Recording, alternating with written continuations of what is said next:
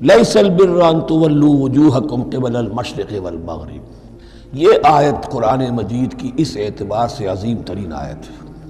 نیکی کی حقیقت کیا ہے، اس کی جڑ کیا ہے، بنیاد کیا ہے، اس کی روح کیا ہے، اس کے مظاہر کیا ہیں۔ مظاہر میں اولین شے کون سی ہے، ثانین کون سی ہے، ثالثاً کون سی ہے، اور اس پر ایک پورا علم الاخلاق جو قرآن کا ایک مکمل کتاب تصنیف کی جا سکتی ہے۔ ایتھکس، قرآنک ایتھکس کے لیے یہ آیت ایک یوں سمجھیے کہ جڑ اور بنیاد ہے۔ لیکن یہ سمجھ لیں کہ یہ آیت یہاں آئی کیوں ہے۔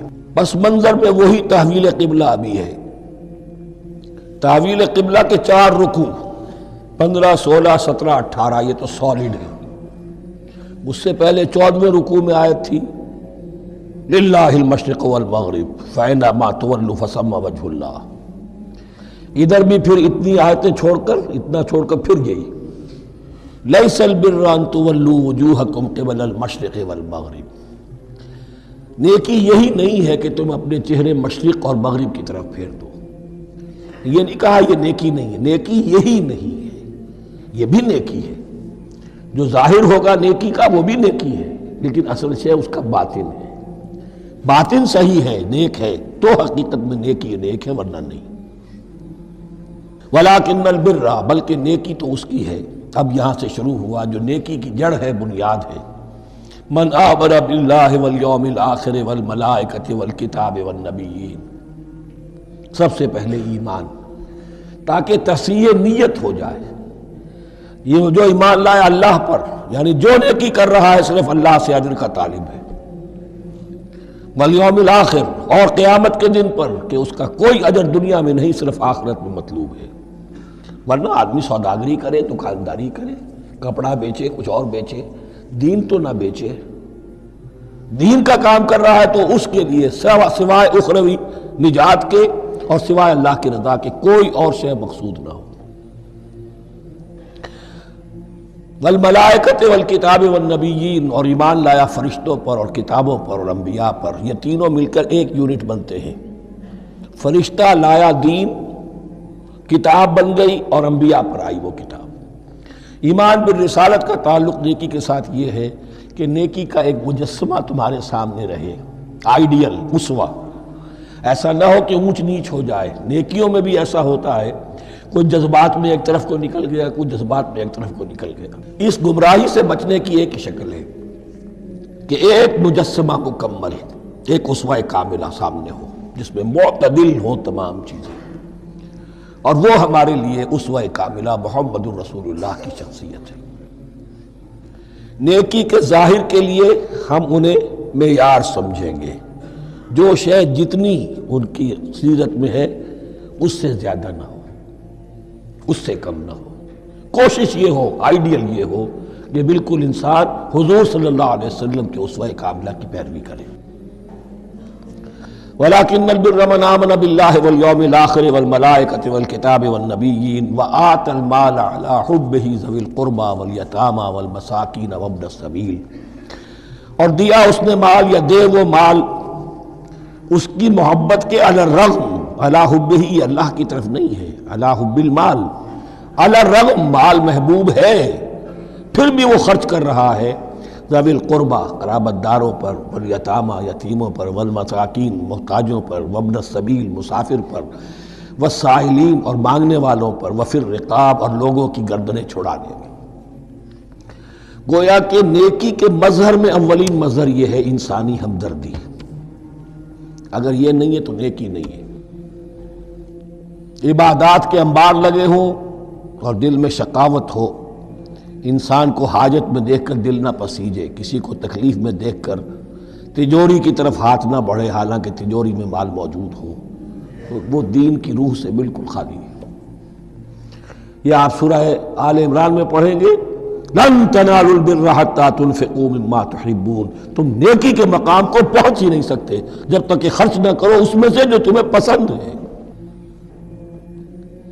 جس سے طبیعت گھبرا گئی، اکتا گئی، کپڑے میں جو بوسیدہ ہو گئے وہ دے دیے، حاتم طائی کی قبر کو لات مار دی، وہ نہیں، جو شے پسند ہے اگر اس میں سے نہیں دیتے تو نیکی کو پہنچ بھی نہیں سکتے، تمہیں ہوا بھی نہیں لگے گی۔ وَأَقَامَ الصَّلَاةَ وَآتَى الزَّكَاةَ، دیکھیے نماز اور زکوٰۃ اب آ رہے ہیں.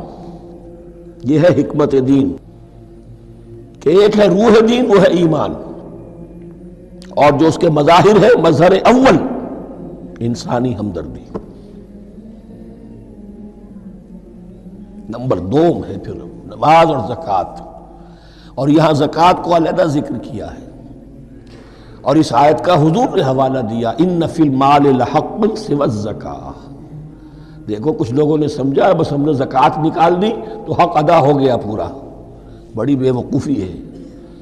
مال میں حق ہے زکوٰۃ کے سوا بھی. اور اب آپ نے یہ آیت پڑھی، دیکھو اس آیت میں کیا ہے. زکوٰۃ کا تذکرہ بعد میں ہو رہا ہے. وَآتَى الْمَالَ عَلَىٰ حُبِّهِ ذَوِي الْقُرْبَىٰ وَالْيَتَامَىٰ وَالْمَسَاكِينَ وَابْنَ السَّبِيلِ وَالسَّائِلِينَ وَفِي الرِّقَابِ وَأَقَامَ الصَّلَاةَ وَآتَى الزَّكَاةَ. اس کی کیا حکمت ہے کہ ایمان کو تر و تازہ رکھنے کے لیے نماز ہے، اقم الصلاۃ لذکری، اور انسانی ہمدردی میں مال خرچ کرنے کے جذبے کو پروان چڑھانے کے لیے برقرار رکھنے کے لیے زکوٰۃ ہے. اتنا تو دو نا کم سے کم. بوتل کا منہ تو کھلے، کارک تو نکلے اس کا. اگر بوتل کا کارک نکل جائے گا تو شاید اس میں سے کچھ شربت اور بھی نکل آئے. تو زکوٰۃ ہے تو کارک کے مانند 2.5% ہے، کیا ہے، لیکن یہ کہ اس سے پھر کچھ اور بھی نکلے گا. جو زکوٰۃ بھی نہیں دیتا اس نے کیا کرنا. وَالْمُوفُونَ بِعَهْدِهِمْ إِذَا عَاهَدُوا، اور وہ کہ جو اپنے عہد کو پورا کرنے والے ہیں جب کوئی عہد کر لے. سب سے بڑا عہد اللہ سے کیا، لست بربکم قالوا بلا. پھر عہد شریعت کا ہے کہ جو ہم نے کیا اللہ کے ساتھ. پھر آپس میں جو بھی معاہدے ہو جائیں، اور معاملات انسانی سارے کے سارے معاہدات کی شکل میں. شوہر اور بیوی کا معاملہ بھی ایک معاہدہ ہے. Marriage is a social contract. شوہر کی ذمہ داریاں ہیں، اس کے فرائض ہیں. بیوی کی ذمہ داریاں، اس کے فرائض ہیں. شوہر کے حقوق ہیں، بیوی کے حقوق ہیں. پھر جو بھی امپلائر امپلائی ریلیشن شپ ہے، معاہدہ ہے، کانٹریکٹ ہے. جو ہمارا آپ کا پولیٹیکل سسٹم ہے وہ بھی معاہدوں کے اوپر مبنی ہے. بڑا بزنس جو ہے وہ کانٹریکٹ میں چلتا ہے. تو اگر ایک چیز پیدا ہو جائے کہ جو عہد کر لیا ہے اسے پورا کرنا ہے، تو ساری اسٹریم لائننگ ہو جائے گی تمام معاملات کی. وَالْمُوفُونَ بِعَهْدِهِمْ إِذَا عَاهَدُوا وَالصَّابِرِينَ فِي الْبَأْسَاءِ وَالضَّرَّاءِ وَحِينَ الْبَأْسِ، اور خاص طور پر صبر کرنے والے فقر و فاقہ میں، جنگ کی حالت میں اور تکلیف میں. یعنی ایک نیکی ہے بدھ مت کے بھکشوؤں کی نیکی. ایک نیکی یہ ہے، یہ نیکی باطل کو چیلنج کرتی ہے. یہ نیکی خانقاہوں تک محدود نہیں ہوتی. یہ نیکی صرف انفرادی سطح تک محدود نہیں رہتی. جو نیکی اللہ چاہتا ہے وہ یہ ہے کہ اب باطل کا سر کچلنے کے لیے میدان میں آؤ. اور جب باطل کا سر کچلنے کے لیے میدان میں آؤ گے تو خود بھی تکلیفیں اٹھانی پڑیں گی. صحابہ کرام کو بھی جانیں دینی پڑی ہیں. سینکڑوں صحابہ نے جام شہادت نوش کی. تو آخری چوٹی کیا ہے؟ گویا کہ سمم بونم جس کو کہتے ہیں ایتھکس کے اندر، کہ اس نظریہ اخلاق میں سب سے اونچی منزل کون سی ہے؟ وہ سمم بونم جو ہے اسلام کا، وَالصَّابِرِينَ فِي الْبَأْسَاءِ وَالضَّرَّاءِ وَحِينَ الْبَأْسِ وَلَا تَقُولُوا لِمَنْ يُقْتَلُ فِي سَبِيلِ اللَّهِ أَمْوَاتٌ بَلْ أَحْيَاءٌ وَلَكِنْ لَا تَشْعُرُونَ. وہ آیت یاد کر لیجیے. اولئک الذین صدقوا، یہ ہیں لوگ جو سچے ہیں. دعوت و نیکوکاری کا بہت شوق ہے. یہ ہیں وہ لوگ جو سچے ہیں. وَأُولَئِكَ هُمُ الْمُتَّقُونَ، اور یہی حقیقت میں متقی ہیں. تمہارے ذہنوں میں کوئی اور نقشے بیٹھے ہوئے ہیں، کوئی لباس ہے، وضاقتہ ہے، بس یہ بڑا متقی آدمی ہے. تقویٰ اس کا نام ہے. یعنی یہ پوری انسانی شخصیت کا ایک ہیولہ ہے. ایک پوری انسانیت کا ایک فرد کا نقشہ کھینچ دیا گیا کیریکٹر کا، جس کے اندر روح ایمان اور خارج میں اس ترتیب کے ساتھ دین کی یہ تقاضے اور نیکی کے یہ مظاہر موجود ہیں. اللہم ربنا اجعلنا منہم، اللہم ربنا اجعلنا منہم. اب اس کے بعد کچھ وہی جو معاملات انسانی ہیں اس پر اب بحث، جیسا کہ میں نے کہا تھا کہ ایک لڑی ہے شریعت کی، معاملات کی. یہ تو بڑے بڑے پھول جو تھے، آیت الآیات اور آیت البر،